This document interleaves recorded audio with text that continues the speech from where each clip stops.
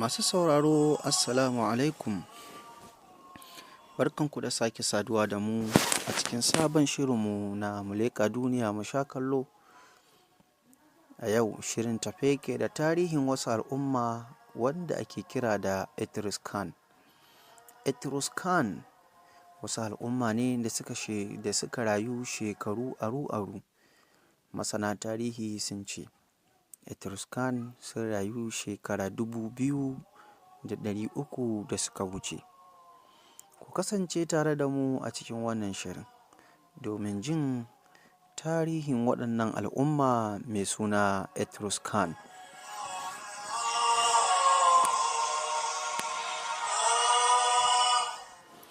Wayewar Etruscan ta mamaye babban yanki na tsakiyar Italiya a lokacin Iron Age, gami da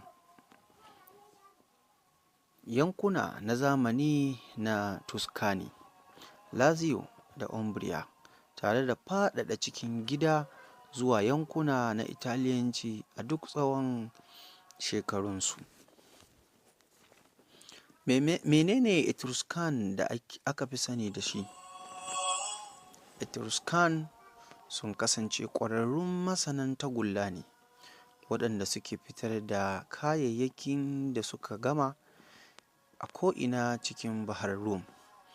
Tagulla da aka yi aiki da kyau, kamar kujeru da ƙurasai da aka yi wa ado da kayan guduma masu kyau, kuma sun kasance suna yin simintin mutum-mutumi da gumaka.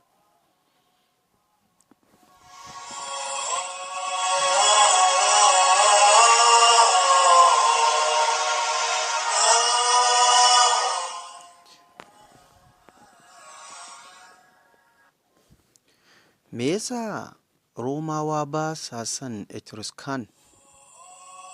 Kasancewar Etruscan kuma sun zauna a ƙasarsu? Amsa da bayani. Romawa sun ƙi daular Etruscan saboda gwamnati ce mai ƙarfi, kuma Romawa sun ga wannan azzalumai ne.